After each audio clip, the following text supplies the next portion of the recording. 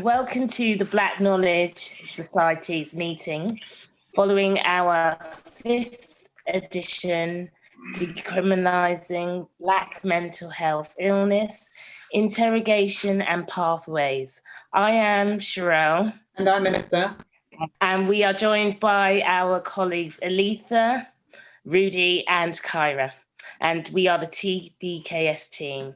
And today we are joined by four guest panelists. Also joining us as featured participants are Dwayne Morrison from Reform Pursuit, a UK-based non-profit organisation with the fundamental intention of pushing for amendments to the current UK laws. And from the US, Dav Lewis, founder of Black Men Healing. But please welcome our panelists. So we have Detective Constable Sean Pascal. Sean Pascal is a police officer. He is no stranger to the issues and concerns of the London community and uses his insight to aid community relations with the police. He has nearly 17 years' experience in policing, and Pascal is also a volunteer for the Ollie Foundation. We also have here today Jacqueline Hind.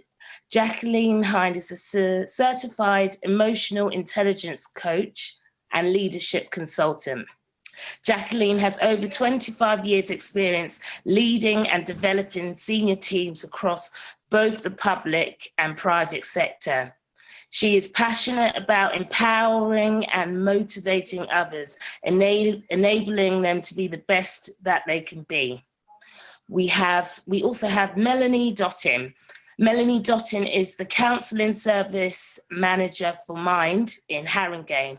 Melanie oversees the operation of counselling services, managing a team of 28 made up of volunteer counsellors, clinical supervisors, and a counselling service coordinator. And we also have Chris Otakito from UK. Chris became a creative visionary and thoughtlessly focused from an early age, with various professional accolades in tow. On a constant journey of self-discovery, Chris continually pushes his mind, body, and soul beyond its personal best. Chris is the mental health lead for United to Change and Inspire. UK assesses the needs and gaps through mentoring, education, and skill enhancement opportunities. And so those are our panelists for today. And I'd just like to hand over to my colleague, Esther. So a very warm welcome to you all again, and thank you for turning out in such great number on a Sunday. This is, for us, a very, very key way to begin the year. It's really about setting the foundation right from a mental point of view in order for us to actually be able to move forwards towards what we consider self-reliance and self-determination. We cannot begin to hope to occupy that space until mentally we are in a place of balance. So that's really the premise of why we've decided to start this year with this particular edition. Hopefully most of you will have received the publication by now, issue 5, which is by the same title. And what you would have seen in there are a number of articles which we will be taking a deeper dive in today. So just to set the tone a little bit, what this is not is a forum for us to sort of intellectualize our issues.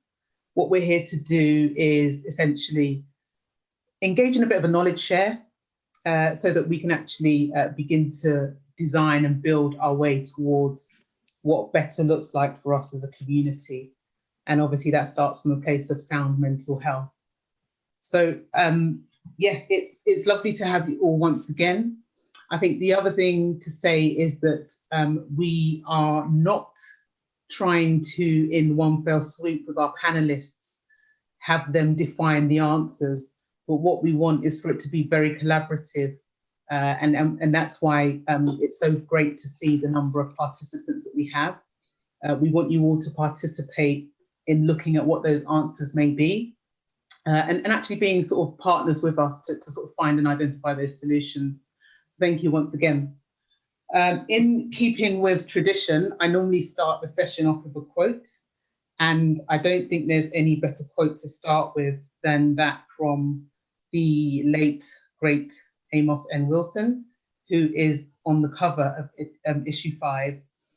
For those who may not know who Amos Wilson is, he was a psychologist, social theorist, and a Pan-African thinker, among many other things. And the quote that I'd like to share reads as such: if we do not know who we are, then we are whoever somebody tells us we are. And on that note, I'd like to begin today's meeting. Thank you all for joining us today. Before we commence, I'd like to go over some house rules. If you do have any questions, then please raise a hand in the chat tools or type a question in the chat box. Questions will be answered in the Q&A section. And now we'll move on to our questions. So I'll hand back over to Esther. Thank you. So one of the areas that we looked at in this edition was focused around Black mental health in white corporate spaces. And the first question is very much situated around that particular topic.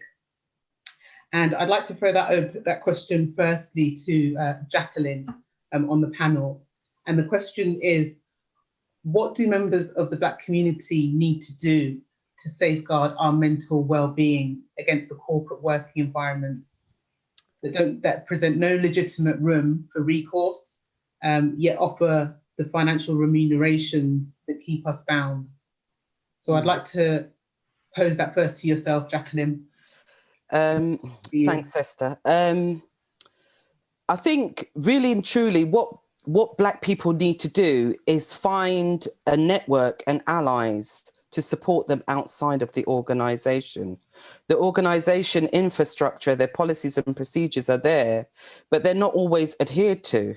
So the individual is isolated, they feel alone, even though they may have friends within their organisation infrastructure and networks there. You know, any kind of situation where they feel that they are bullied or harassed or, you know, discriminated against or excluded, other people, as much as they feel it for them, will not put their heads above the parapet because they're the next ones in line. So what you need to do as individuals is find a network and individuals outside that can support you, that can motivate you, to uplift you. And that is key. But also to understand what the process is so that it doesn't come back and bite you as well. Thank you, Jacqueline. You touched on quite a few things there. I think one of the things that is very key to this conversation today is to understand what the impact of that has been for you personally. So are you able to touch a little bit on that? Because I think one of the key things is much of the time in these environments, yes, you know, it's great to identify the allies, but when you're going through the motions of it, you know, that has a massive impact on your mental well-being. So I think it would be great if you could bring us into your space and what your journey and story has been in that respect.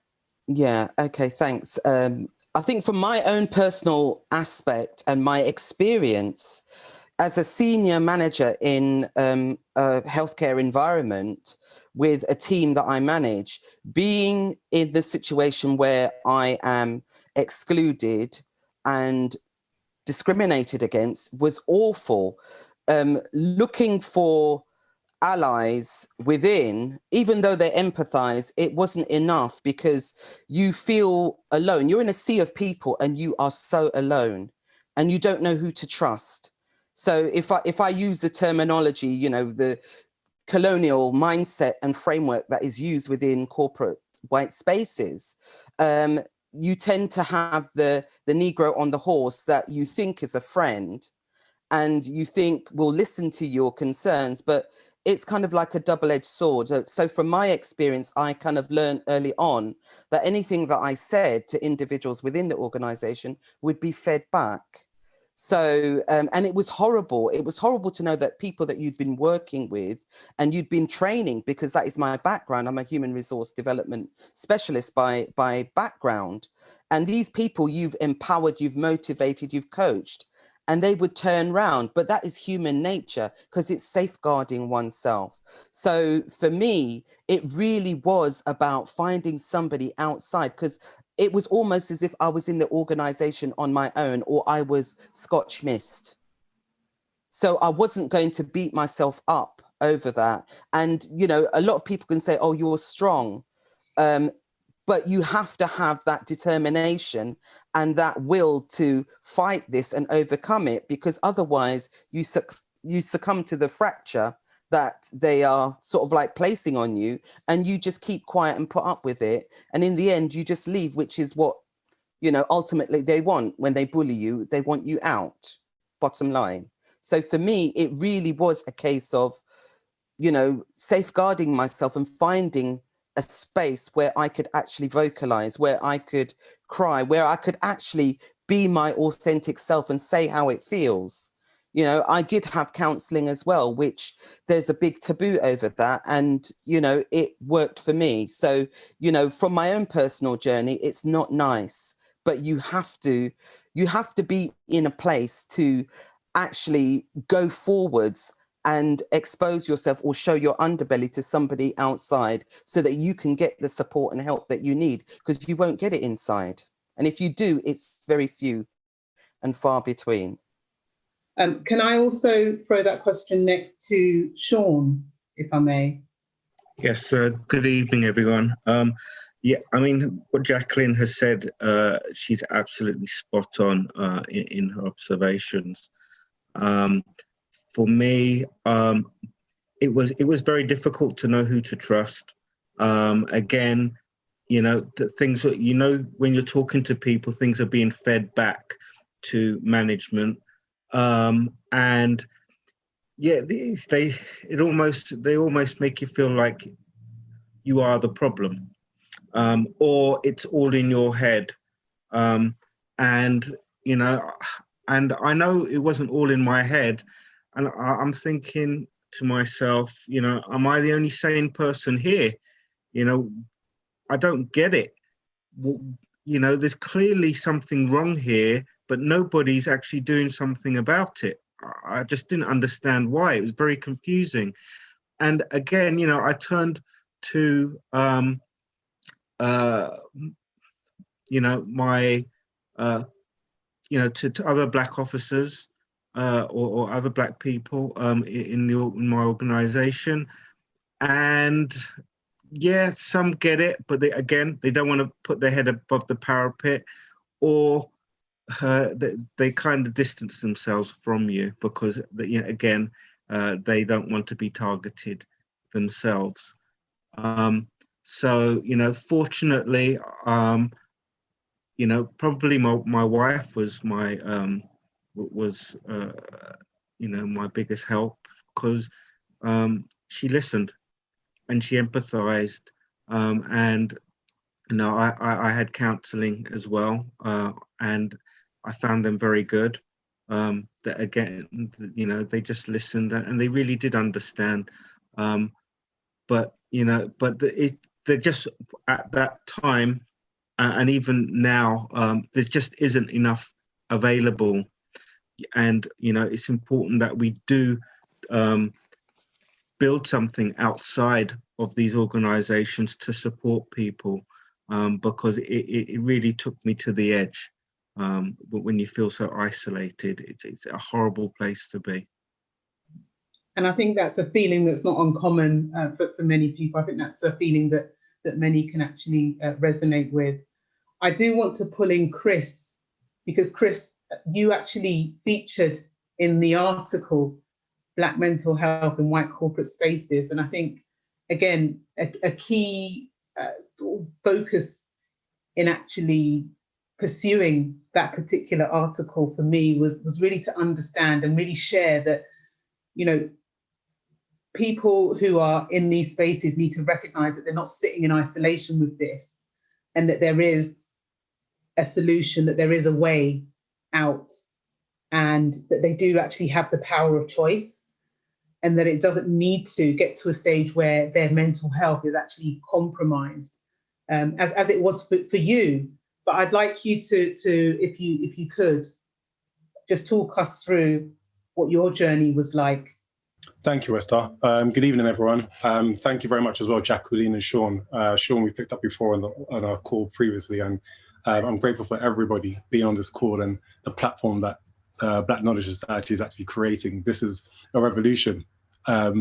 Personally speaking, thinking back about even a year ago, a year and a half ago, this many Black people on one Zoom call would have been a national threat. Like literally, we couldn't. I don't even think most of us would have been comfortable being in this open space. So change is happening. We are actually making history. Everybody on this Zoom now is actually making history. So I'm so grateful to be a part of that.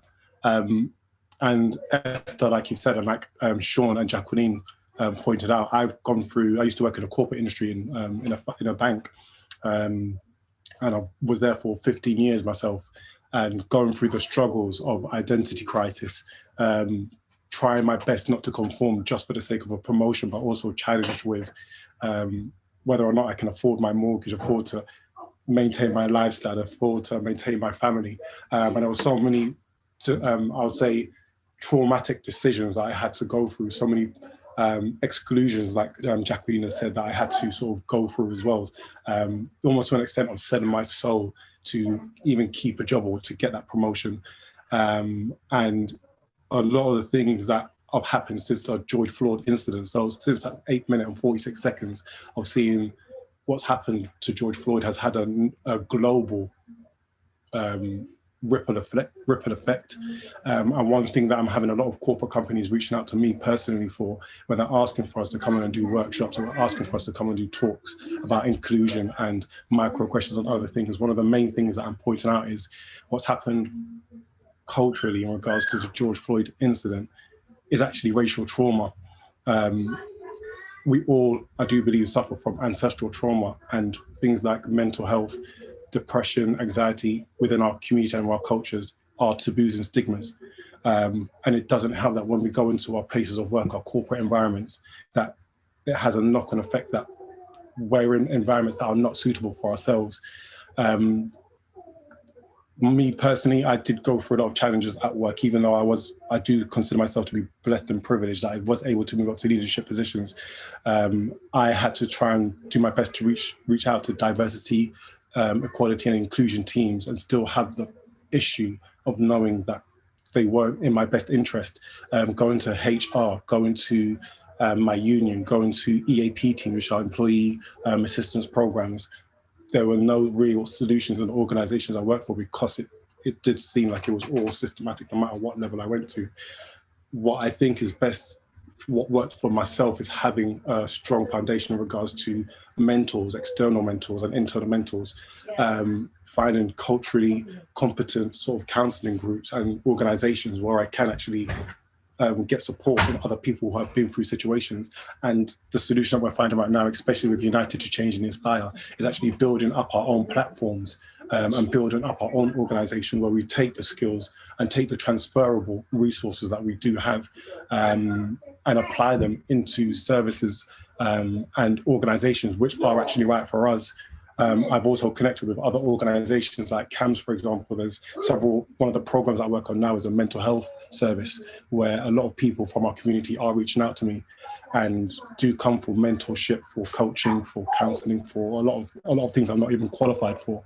So we're using this as an opportunity. I'm using it as an opportunity with UKI and the Holistic Health Wellness Hub organization that I run, to pull together experts, whether you're a family therapist, whether you're a counsellor, whether you're a mentor, and people are coming to us and we're being able to sort of assess them and signpost them or refer them to organizations that do represent us. I've gone through counselling, like Sean said as well. I've gone through counselling myself when I was almost forced to sign off work from stress because I was being discriminated against by a senior leader. And unfortunately, the counsellor that I had was connected to that senior leader. So even when I went for the counselling service, the person sort of almost made it clear to me that whatever is being said is not really confidential. So I'm actually going to a place to heal, and there's nothing that represents what I actually need.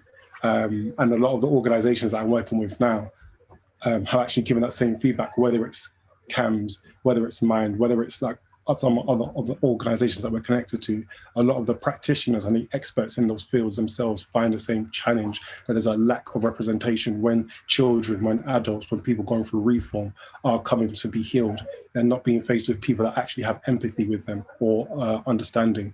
So that's what we're trying to bridge. That's what my experience is. It wasn't exactly a nice experience, but it's what I needed to go through. Like my saying that I always say, we sometimes need to go through hell to get to heaven.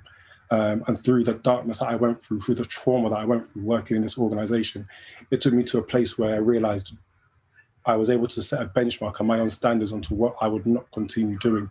And the fact that I have children and family and I've seen the dark side, I know I don't want them to go through that. So it's my responsibility and our responsibility now to sort of build something sustainable, constructive and tangible going forward, which we have access to and is built for us, by us, instead of sort of seeking white saviours. Absolutely, very well said and very well expressed, Chris. Thank you so much for that.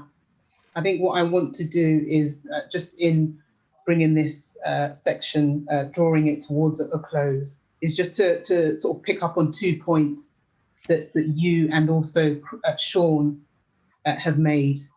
And the main point is that, you know, it's very apparent from actually what the three of you have said so far, is that the answers need to come from within ourselves and external to the structures that are supposedly meant to be there to support us and protect us and help us to heal and actually find the solutions.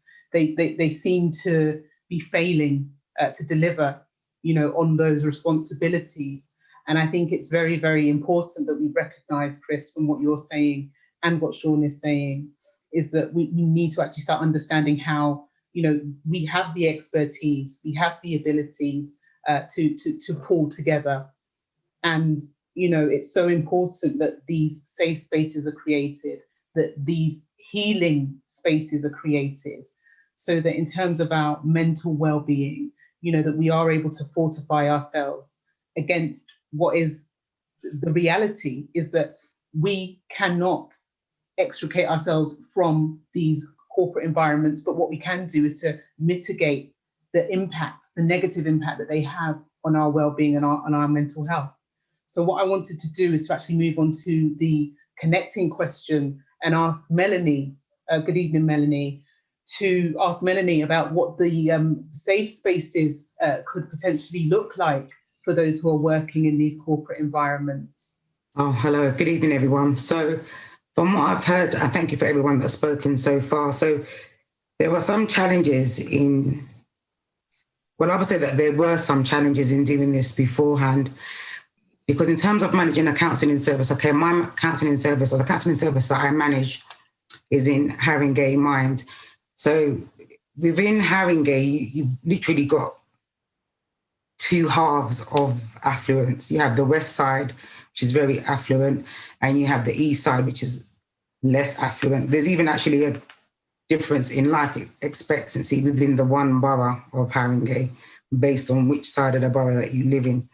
So even though we service the whole of Haringey, and we can also do neighbouring boroughs because we're not funded by the NHS or the Haringey CCG, I would say that the split of people that come to counselling would probably be around 50-50. And then right now, I'd say it's probably 70-30 in terms of European 70% and 30% other. I think counselling is one of those things that doesn't work for everybody. And even though we could say, you know, Black people don't normally go to counselling, there's like a hell of a lot of Black counsellors out there right now. And there are organisations such as Barton, which is the Black and Asian Therapist Network. There are there's frontline therapists.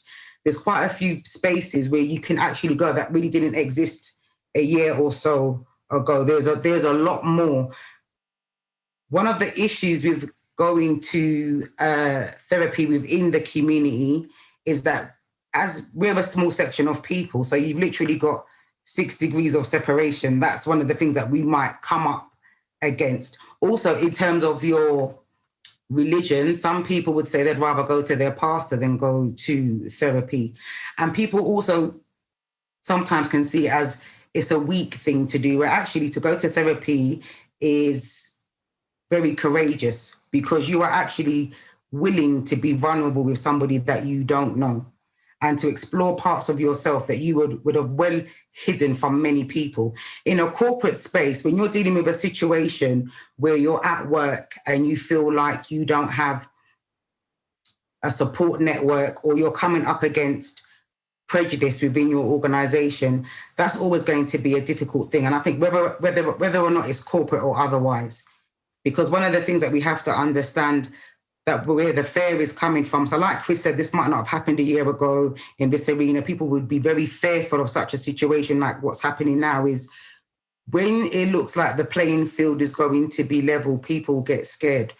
So this is what the situation that we're all facing. It's very different now where people could behave in a particular way to you at work and get away with it. That doesn't really happen anymore. Like now, it's like this is almost like a different kind of Me Too movement. Nobody really wants to be seen as that racist right now, but depending on the environment that you work in and how long that structure has been in place, it would be very hard to dismantle it. And you really have to reach out to people around you, and you really just have to seek out certain safe spaces. There is no one safe space for you to go to, because sometimes even your partner's not going to understand what you're going through. And that could just be for anything. I know we're talking about it in a corporate context, but just being yourself and struggling through life, your own family is not going to understand you. So I don't think we could kind of like put this into one small nutshell in terms of a corporate sense, because who you are, you carry all the time. It's just that when you're in that corporate environment, you have to kind of choose which parts of yourself you're going to bring to the front and which parts of you you're going to put back for fear of acting in a particular way or being seen to be aggressive and things like that. So we're always going to have this, we're always going to have to play this game to a certain extent, but I think it's actually going to get slightly easier because people cannot get away with things as much as they could get away with it before. But our mental health is very important. And I think that if you're in a working environment where you feel like you're not being listened to, my thing is always have a paper trail of everything.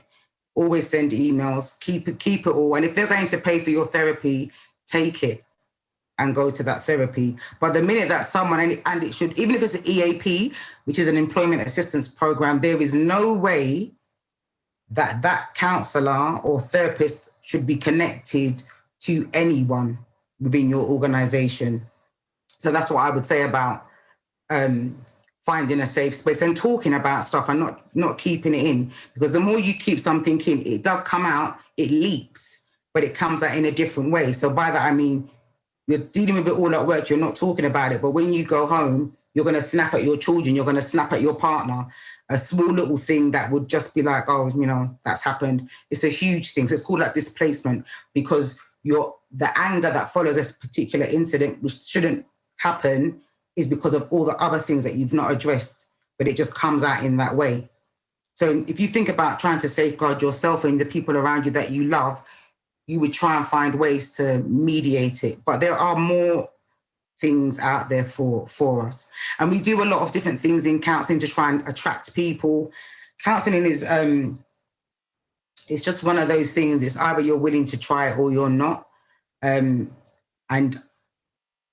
as I said, it's not for everybody, but you have to be willing to kind of really get naked with yourself at your own pace as well, I would say.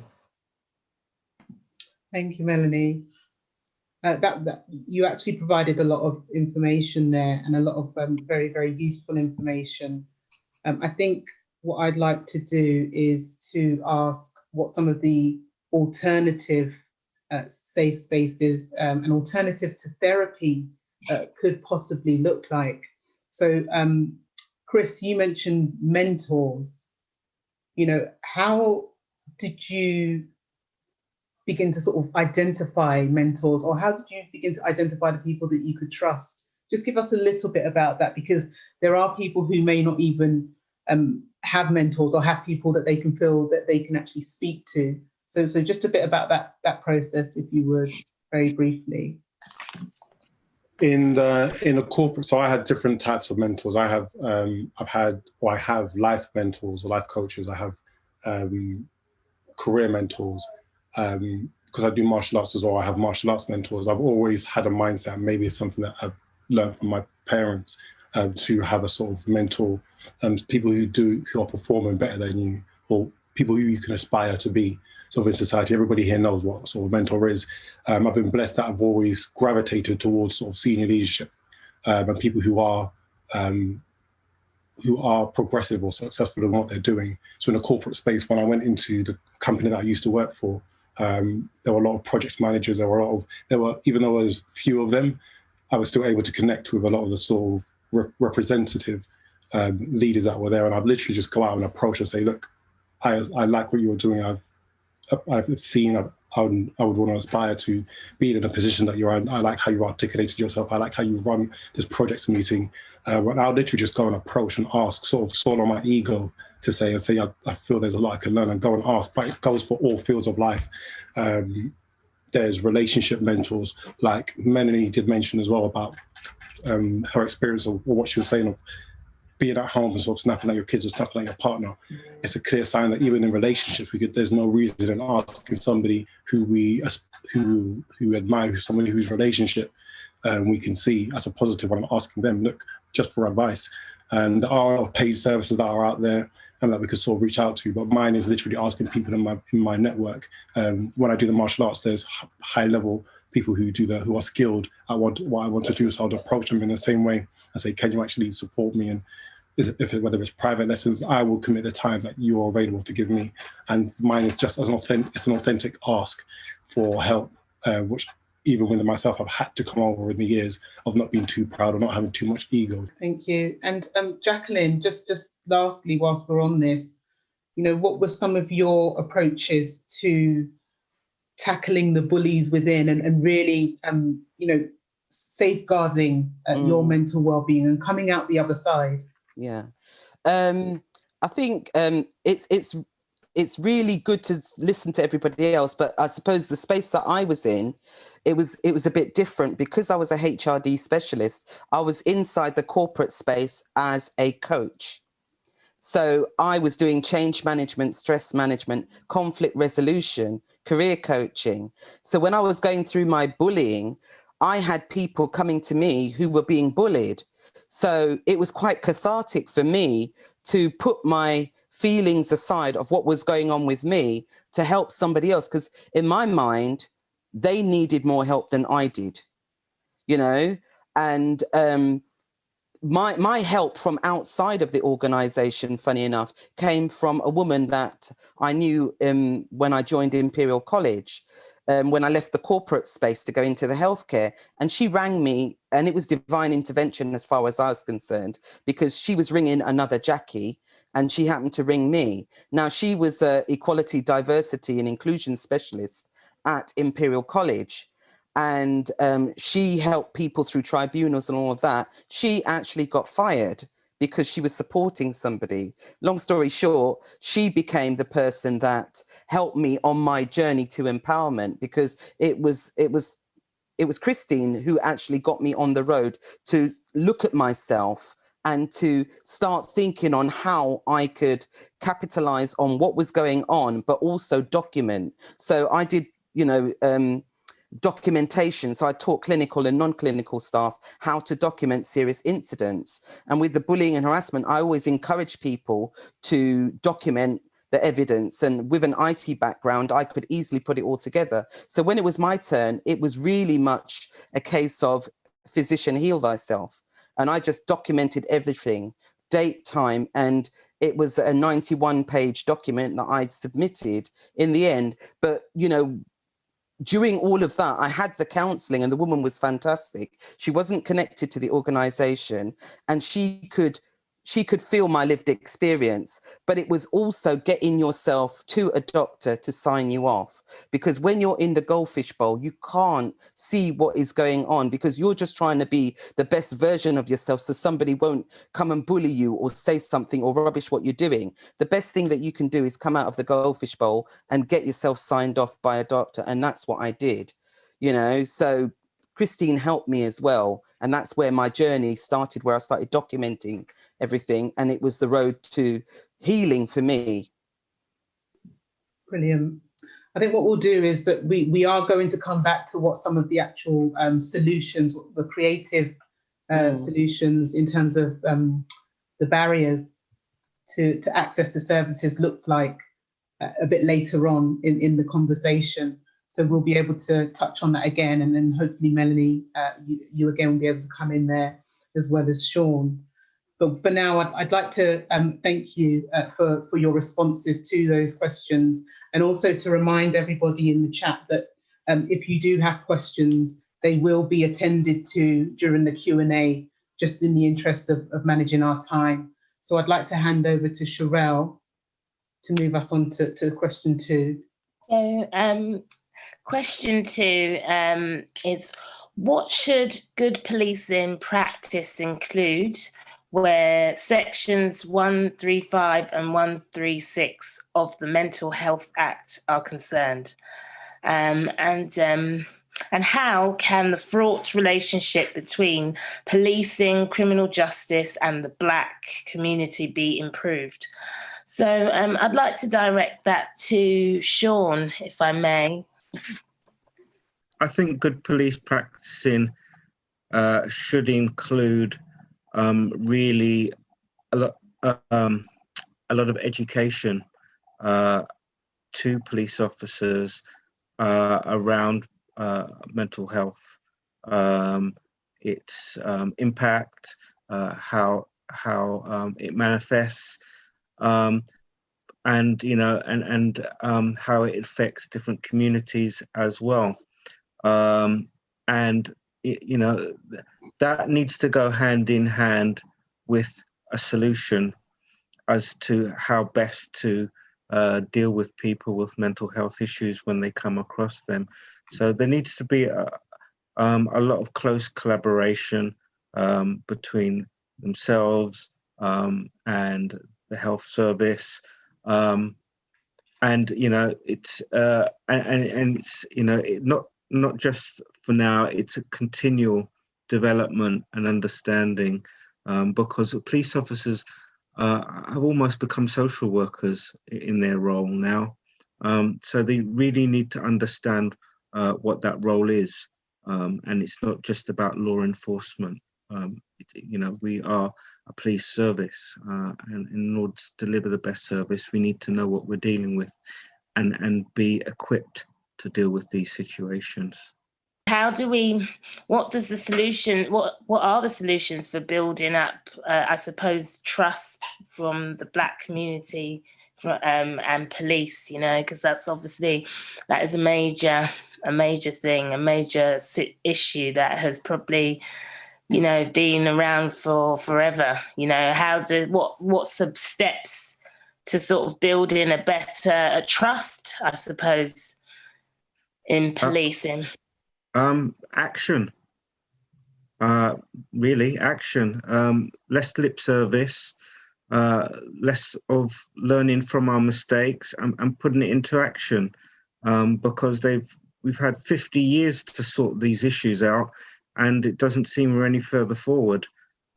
So, you know, actions speak louder than words. When you start seeing police officers or people being made accountable for their actions, and dealt with in a transparent and ethical way, they'll start winning people's confidence. They'll start winning the community's confidence.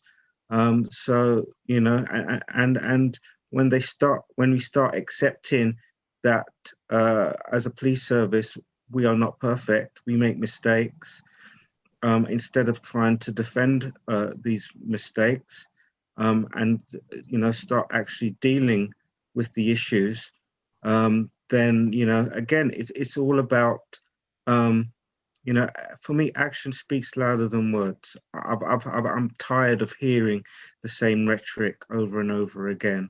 You know, we're here to serve the community, and we're not getting service. We are feeling the force of the law as opposed to the service. So that needs to change. Yeah. I think just to add to that as well is, you know, when especially Sherelle, around your question about the relationship between law enforcement, criminal justice, and you know, the Black community, specifically around the issue of mental health. You know, there were some statistics that I came across on the Mind website, which was basically looking at the relationship that we're talking about right now. And one of the statistics that came out was that 40% of Black people actually access treatment through police or criminal justice. And that is, you know, a very, very high proportion of Black people who have mental health or experience mental health issues to find themselves going down that route, and that they're less likely to receive psychological therapies as well. So, Melanie, I don't know if you've got anything that you would like to add in terms of how this relationship might be improved, and maybe sort of looking at, you know, whether or not you feel that a more joined up approach needs to happen, or if it is happening. So yeah, if you could speak to that, please. One of the most recent things about the amount of Black women that die in childbirth in comparison to their white counterparts. But that's just like one example, right? And it's now, I think, 5 times the amount. So in all the times when it was twice as much, 3 times, 4 times, it's not taken notice of. The way how we are perceived to mediate physical pain is very different to how other people are perceived. The same is true for mental health or mental distress. So what you'd often find within our communities, even within families, we don't actually ask for help until it gets to crisis point. So if you put that bit to the side and then you go to the statistic that you just gave, that 40% of counselling is accessed via the criminal justice systems or other interventions with statutory bodies. So there's obviously something going awry here in terms of how Black people of all backgrounds view counselling. And also if we kind of look at counselling as a whole, it was never developed with the Black person in mind. It's not a medium that we would naturally go towards. And there are lots of books written on this that will tell you that Black people are not well suited to therapy. When I was studying, I found there are books that would say that. So if you put that into context, and you can look at like Black psychology, which is more or less like an American thing, you're always going to find it. It wouldn't necessarily change. And what would happen is that they would be more quicker to medicate us than to offer us a talking therapy. So if you present as with mental distress as a person of color or Black person, however you want to term it, there's going to be medication. A European now, therapy is going to be offered. Do you understand? So there's not one way I always find that even though like I manage a service, it's very different managing a service to how you view the whole thing. Because when you are studying it, it is a European model. It is a European model. So, and within, and on an individual level. So when people go into, like, say if they're in prison and so on, it's very different. No one necessarily needs to know that they're going to therapy. It's more private. If you say to someone, I'm going to therapy, depending on your family makeup, how educated they are, and all these different things, the responses are going to be quite different. So that's why you're going to find that when someone's in the criminal justice system or as a part of like social services to keep your child, you have to have some therapy, you're going to be more amiable to having it. But just to go in off your own back is something very different. Not that it doesn't happen, because it happens a lot more than it did. But we have to kind of understand that with therapy, it's like, I read in one book, I can't remember the name of it right now, that says that you can't go into the master's house and dismantle it. So the way that even the way that we think, it's like if I spoke another language, I am going to think in that language. You're talking to me in English. I'm not thinking in English. I'm thinking in a different language. So our cultural language is different. So even when you, as part of your study, you will learn about difference in the room and all of these different, things with, there's lots of things about unconscious bias and so on, like right now, but we are who we are. And to be able to unpick it all is going to be really difficult. So sometimes I find it really hard to just give like a basic answer, because people are so nuanced. One size does not fit all. Even in Europeans, it's very difficult. But I understand that reason why that statistic is there is because we would rather keep it in or go to our pastor, or we're all brought up with, you don't tell your business to people. And then there's a stigma attached to it. So like in some of the literature that I read around therapy in different black communities, is in some communities, if you're seen to have a mental health issue, it's like a curse from your parents. The family doesn't want people to know that you're unwell. And this is why we would always see our people on the street and you think, well, how did it get to that stage where nobody has helped you? Like, you must have family. And these are, I know where we see like a lot of young people like that. And you're like, how did it get to this stage? There's something about us where we just seem to find it. I think it's because we're always kind of put upon like we're failures, but it just seems like another thing that we failed at if we have to then go and seek help because of our mental health. So that's why I think you'll always find that kind of difference, that people will take it up under a different guise than just going independently and seeking it out. And then again, as I said, you have to recognize that the way that the medical establishment treats us is very different. Even with the whole pandemic thing, that's another thing that's kind of come up, why there being more COVID deaths. Is it because we're all frontline workers or so on, or is it because when we go into hospital, people are not actually hearing about the pain that we say that we're in, whereas our white counterpart, it's a very different thing. Same thing with like pregnant women. So there are all these examples, and it just kind of goes through everywhere. And unfortunately, in the mental health sphere, it's the most detrimental to us, because if you have mental health within a home, I guarantee you the whole family has been affected in some way, shape or another. So we have to be more open, and we have to look at failure in a different way and look at that mental health is not a failure. It's just that something has gone wrong somewhere along the line, or people have just under too much duress and they need a break. There's different ways that mental health is. It doesn't just pop up. It's a continuum, and then it happens. So that person at crisis didn't wake up in crisis. There were lots of things that were happening before, and there was no intervention. I mean, it's just something has just tip them over that edge. And that could be a combination of work environment, home environment, or a repetition of a particular scenario throughout all their life, childhood, school, uni, work. Racism is something that kind of is the undercurrent for a lot of us, because when we wake up in the morning, we have to think sometimes when we're going somewhere, how am I going to be perceived because of the color of my skin? If we're walking down the road and we see an individual who obviously has mental health, some of us might be thinking, why's it got to be a black person? Because that's how we know that generally we are judged by what the minority does, not what the majority does. So we carry, like, I don't know if you've heard about the knapsack of privilege by Peggy McIntosh, about what white people just have a privilege of, which I like to deny.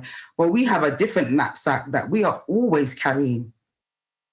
And that feeds into everything near enough that we do. And sometimes those arm handles or whatever on the knapsack, they snap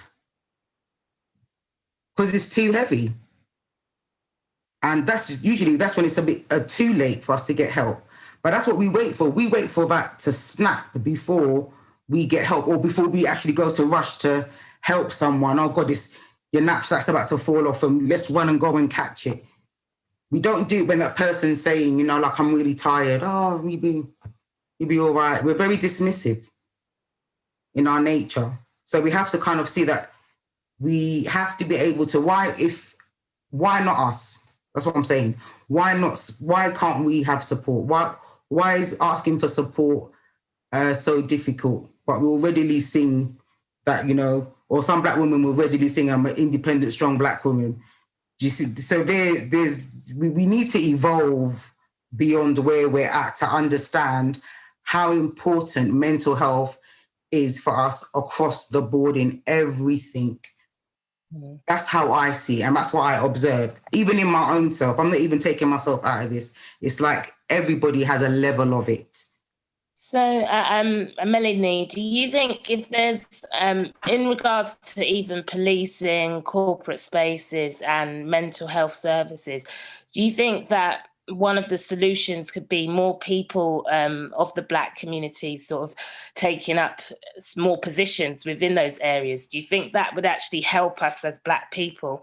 You know, where we have more people a bit more represented than we are now. Do you think that is a possible solution? I actually think that we are represented. If you look at the numbers of us, the percentage of us in this country, and then we want to look at representation, in some areas we're there. It's just that with some people, to be your authentic self, and comes into like what does it mean to be Black? Because we are diverse. There is diversity within sameness. We are not all the same because we're Black or from a certain country in Africa or a certain country in the Caribbean. We are diverse people just like everybody else is. But what we do is we like to put ourselves and other people into a box when they say that they're Black. That in itself can cause you mental health. Yeah? So in these different areas where we are, it's to have a voice. But like Jacqueline was saying earlier, or Sean or Chris was saying, when you speak up, which is what Jacqueline was saying, other people there are worried about their role and what they're going to be doing. So somebody can say, you know, at lunchtime, yeah, I understand, I'm with you, I get what you're saying. But when it comes down to it, they're going to be thinking about their bills too. Yeah.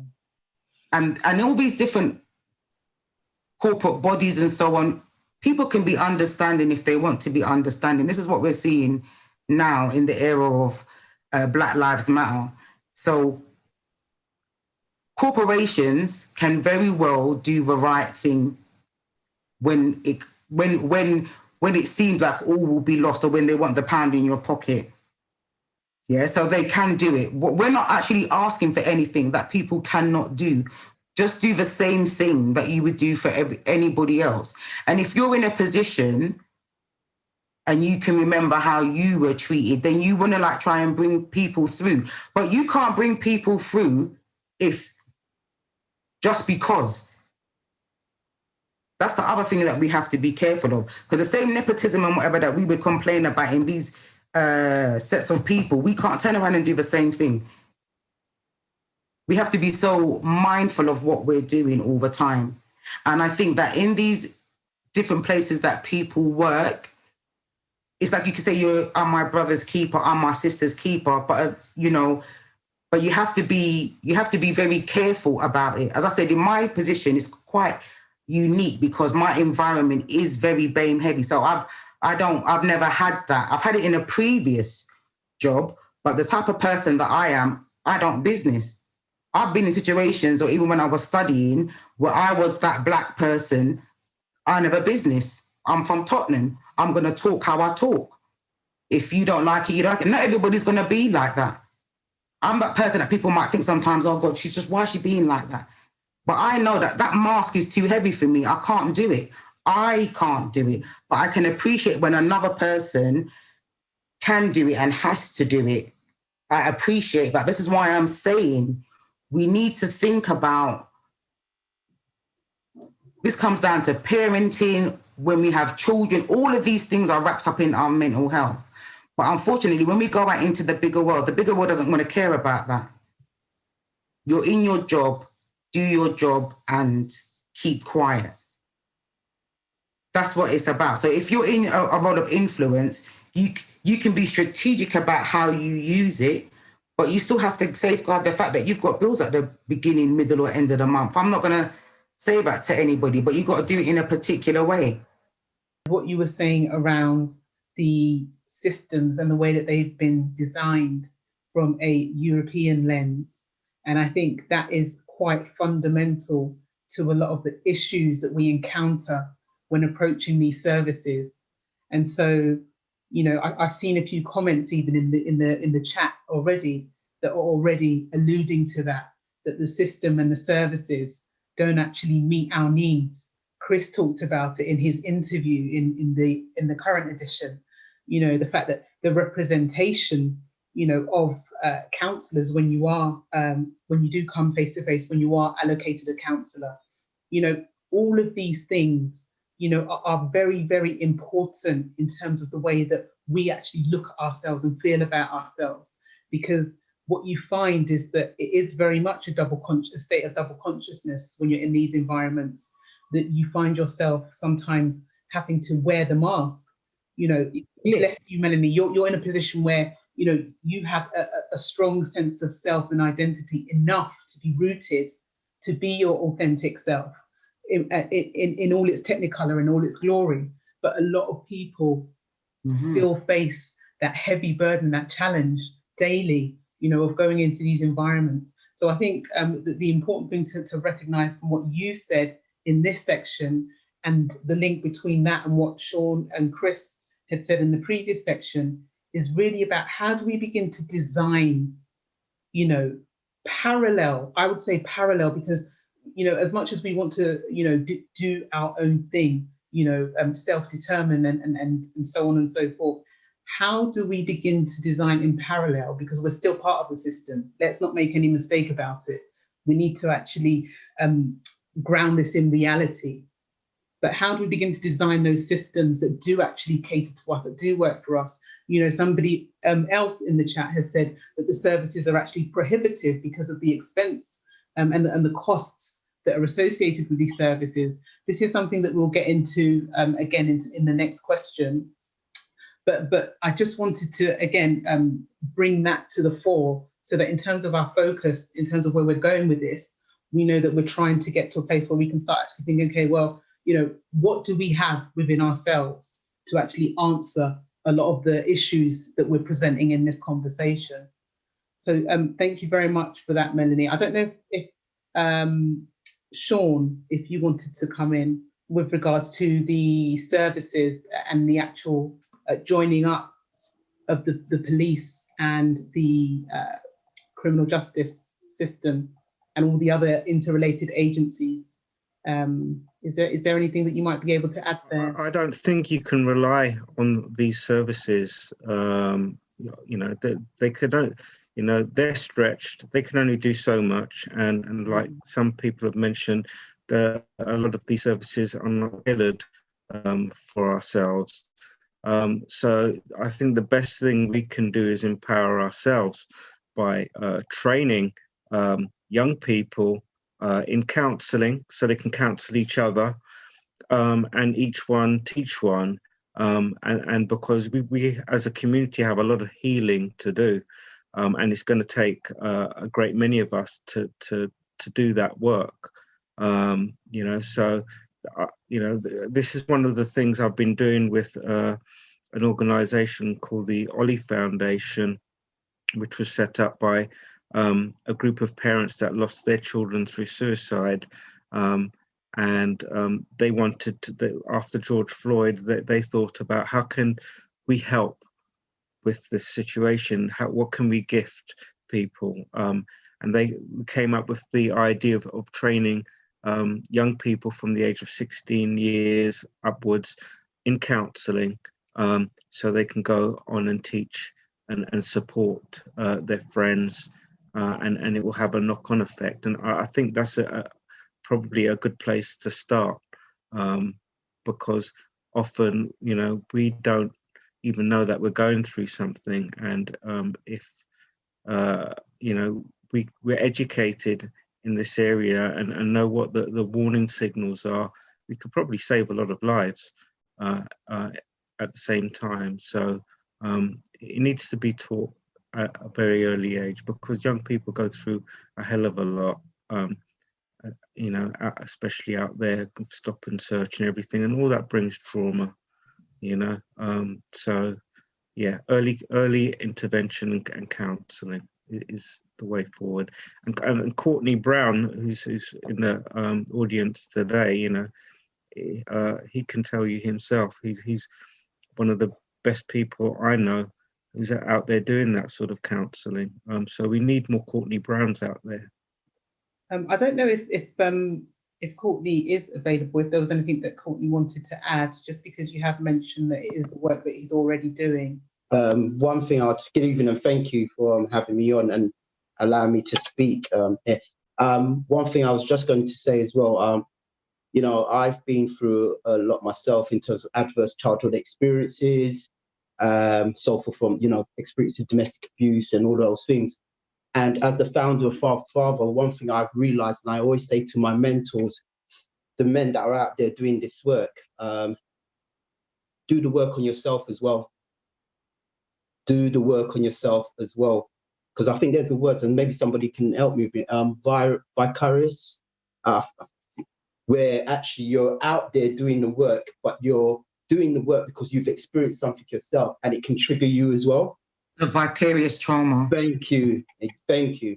So I make it a very point that for me, as much, even like now, I'll be honest, you know, so much was going on in terms of death in the community and so forth. I've had to take a step back, because if I'm not taking self-care for myself, how can I help others? So I've taken it. So that's what I mean about leaders in this role as well, being aware of themselves and taking a step back, because there's a potential that they, you know, they can collapse themselves. In regards to what we're doing through Men Chat 2, and chat is an acronym to connect. Men need to connect, men need to heal, men need to be acknowledged, and men need to talk. And this is for the men in the African Caribbean community. It's again, like Sean said, having them trained up to do this type of work. I'm not a trained counsellor in that, but what I've done is collaborate with organisations that are in that field for them to be able to train up the men or women within Father to Father to go out and do this work, you know. So that's what I would add to the conversation as well. The only other thing I would say, I know we're talking about the police and so forth, but we really got to think about education as well. Really got, and because I work in education, and you know, there is our boys and our girls and our teachers are experiencing what you said double consciousness. You know, going into a system. All right, let me just talk about myself. So I'm working in a system where it's the same system that I have to fight for my son. Yeah, the same system I have to fight for my sons. So yeah. So again, thank you for having me. Yeah, that's what I have to add. A mental health discourse within the Black community has always been framed in negative terms. How can we begin to reshape and normalise healthy conversations on mental health? And I'd like to direct that question to Chris. So basically, I'd like to direct that question to you, Chris. How do we go about changing the sort of the current mental health discourse within the Black community? Thank you, Sherelle. And I think it's a touch on what the panel, everybody on the panel has actually said, from Melanie to Sean just now as well, and even what Courtney was just touching on. I think it's within our own homes and unconditioning ourselves, or being unconditioned ourselves, to actually understand what mental health is and to not see it as a stigma or a taboo. Our self-healing starts from within. We have to really recognize the power at homes and break the taboos, break the stigmas, and break the stereotypes, break the conditioning that we've had to identify as something. The example that Melanie gave was prime. And if we see that a Black person in the street and they're going through mental health challenges, or forget the street, even at home, we sort of turn our backs to it. We sort of try and we need to normalize the fact that having depression or having anxiety, things like eating disorders. There's so many things that we go through as a sort of reaction or as coping mechanisms to the things that we suffer through at work, at school, even in our relationships. So I think it's a case of normalizing it and re-educating ourselves and creating safe zones for our children, for our families, for our friends to want to be able to sort of communicate and feel comfortable with having those conversations.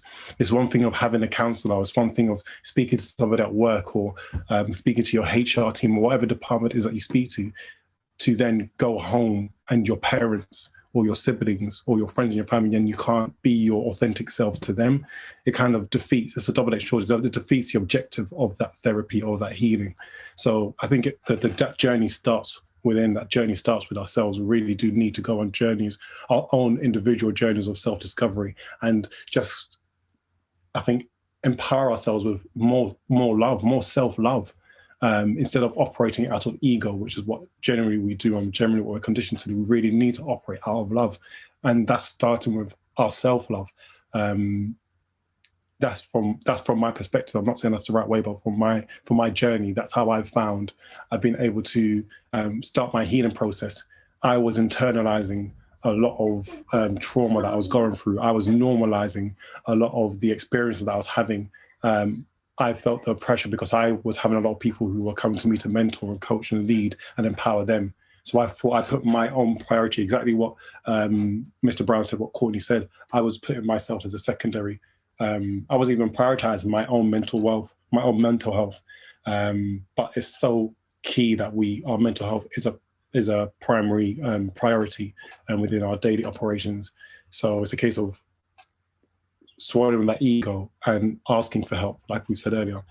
Fantastic. And just bringing it back a touch to the sort of corporate spaces, do you, in terms of mental health and corporate spaces, do you think that with everything that's gone on in the past year or so, the pandemic, the George Floyd, what's happened, do you think people that are still in the corporate spaces now that are suffering sort of like with bullying, which is ultimately affecting their mental health.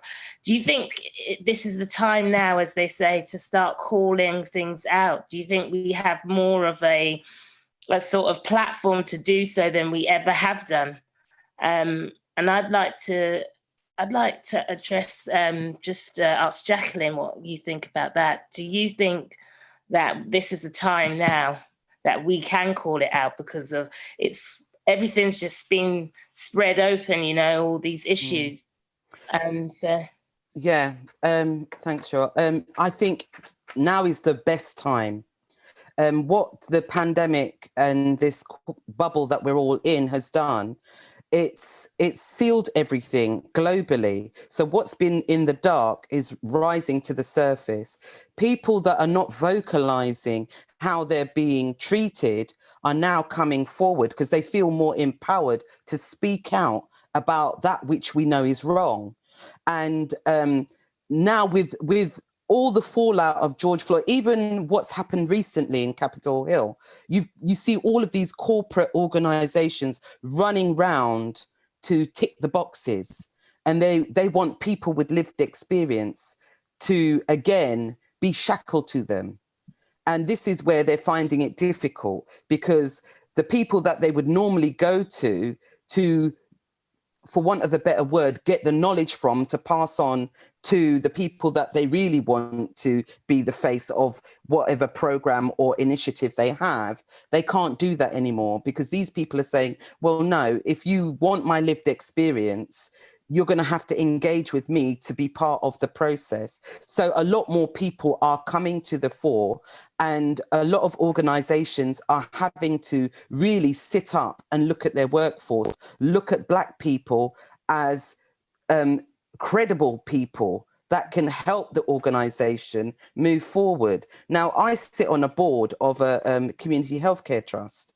For nearly 10 years, I've been in the background HRD. So I've seen it from the top down, bottom up, for, transformation, bullying and harassment, all of that from a different perspective.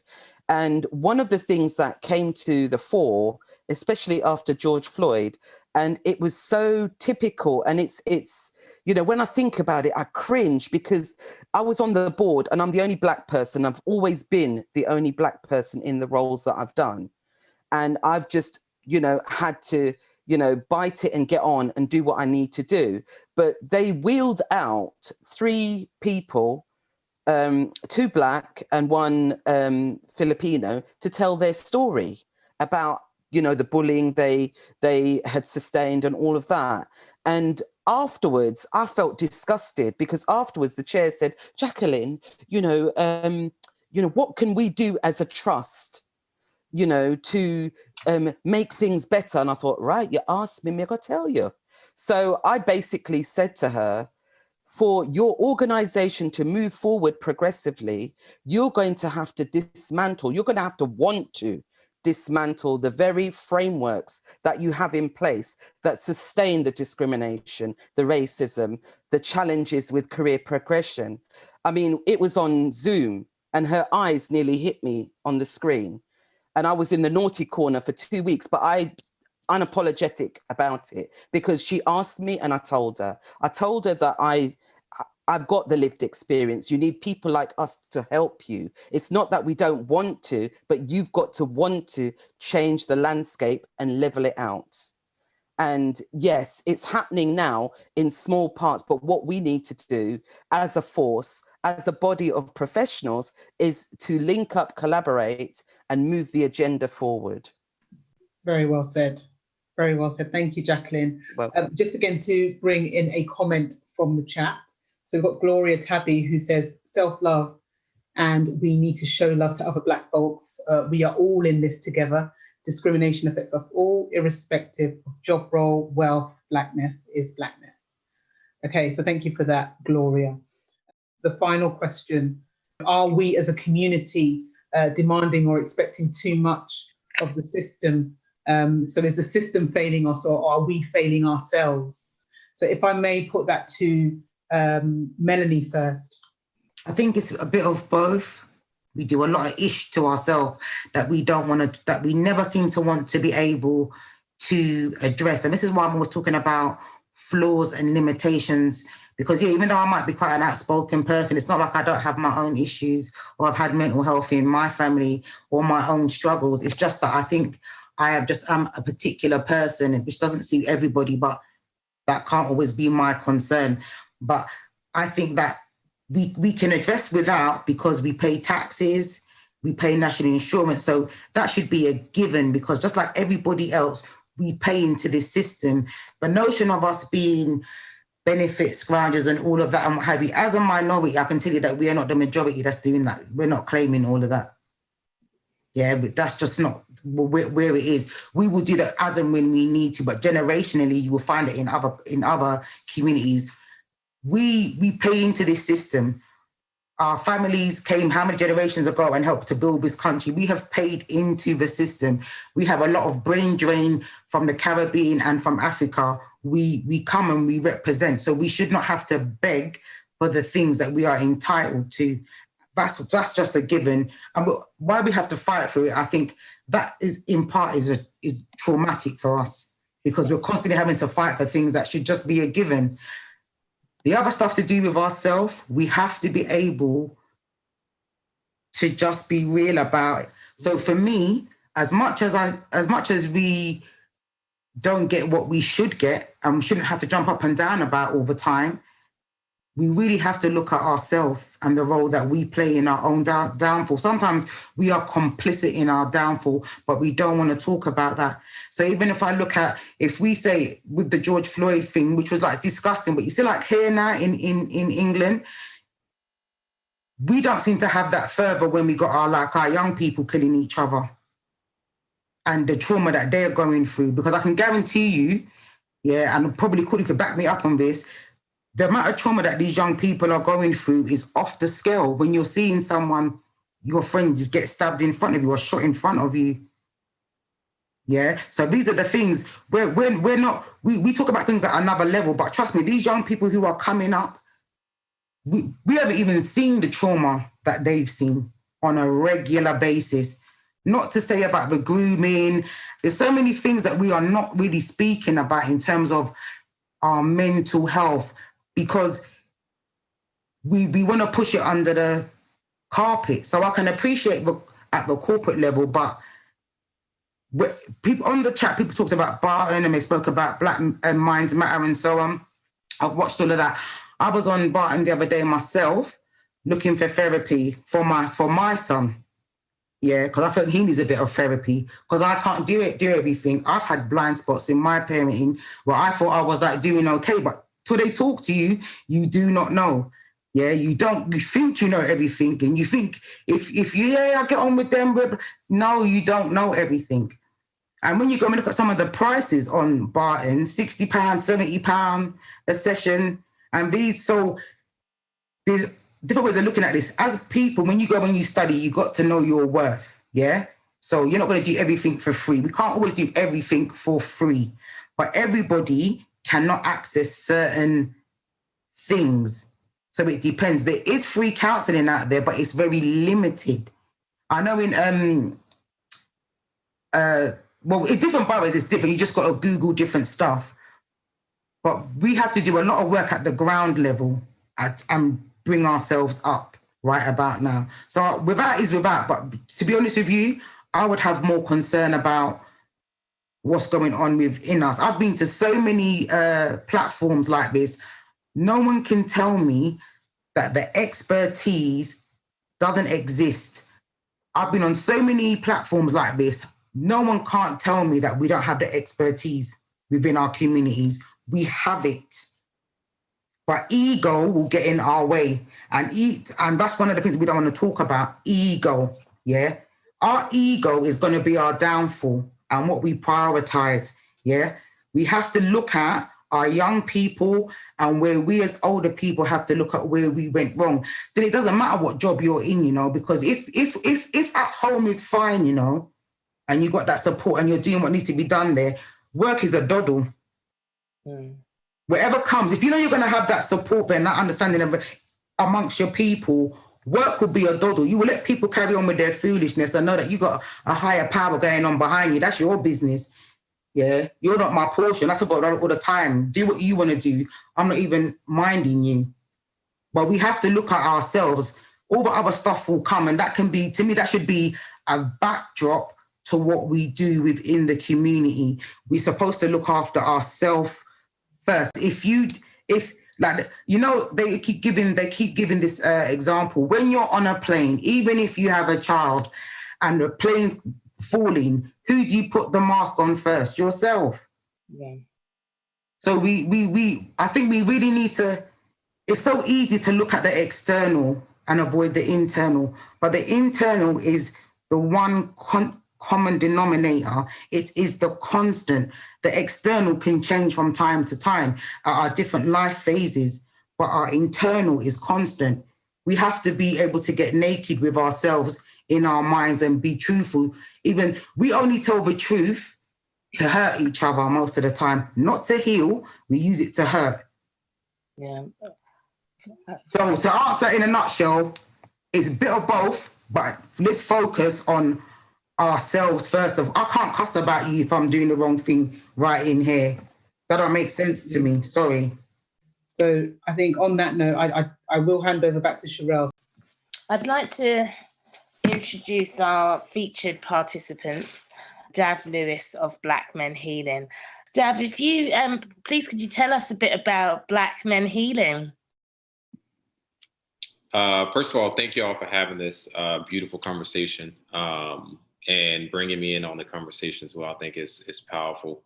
And as I was sitting here listening, there's so many parallels in not just the trauma that we face on just a global scale, but also even like when we're looking at mental health and criminal justice issues, I guess it affects us all. And so I really appreciate that. But yeah, I'm one of the co-founders of Black Men Healing, and it ties directly to what Sean said earlier about us teaching each other different coping mechanisms when we're talking about healing, and also run an organization called Second Chances.Life, where we help men, women, and families that have been affected by incarceration in the United States.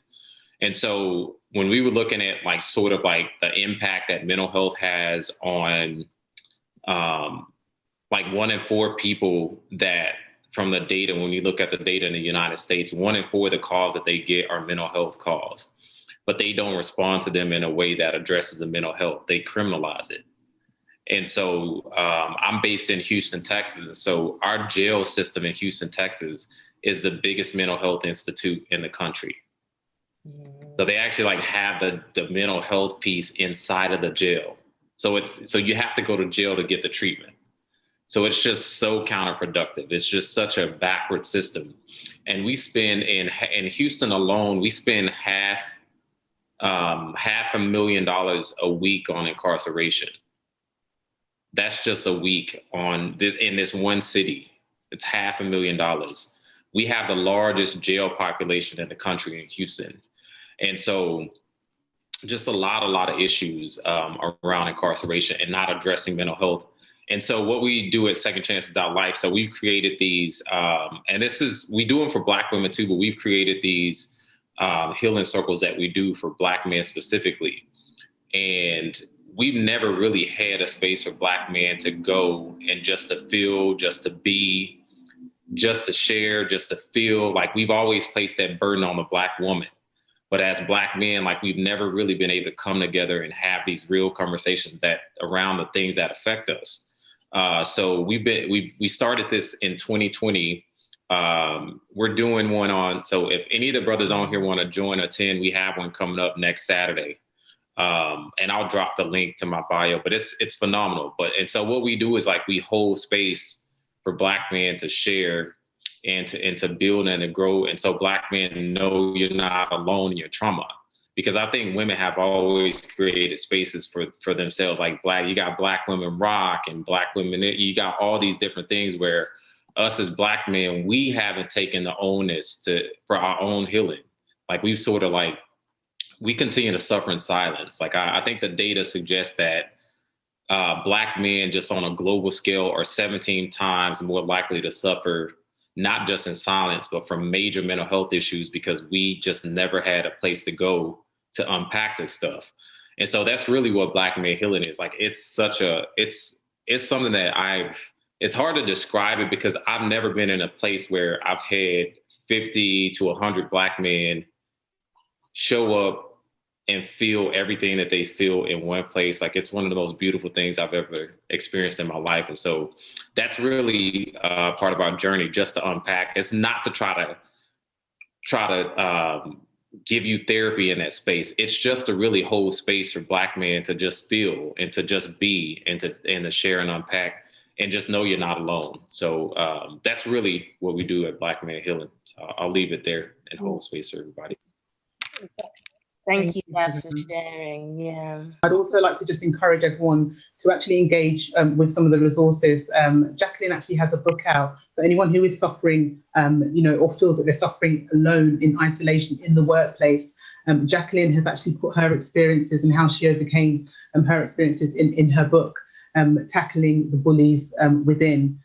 So she's actually offered this particular community a discount, so you can actually access her book at a discounted rate for the Black Knowledge Society at 10%. So please do feel free to access that on her website, and the code will actually be available. It is actually available in the publication, in this edition of the publication.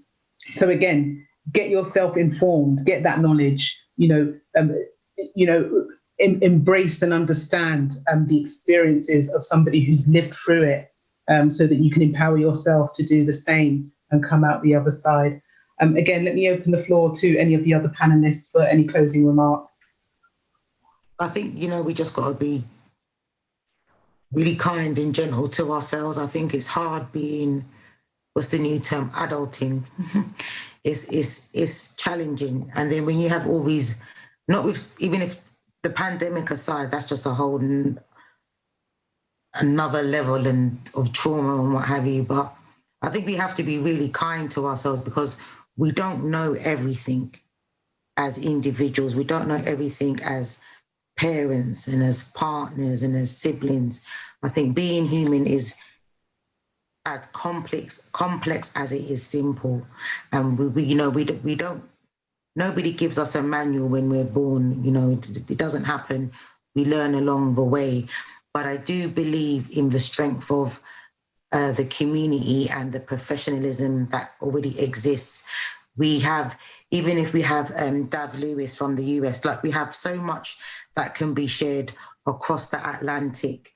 Someone got me a book about the whole creating of a criminal justice system in America. For somebody on Twitter, I went to a chat and Twilight Bay was on the chat and he mentioned this book. I can't remember the name of the author, but anyway, I reached out to somebody that was on Twitter that I talked to and they got the book for me. So, there's so much. You've got Brother Andrew Mohammed does a lot about bringing ourselves up in terms of our self-value.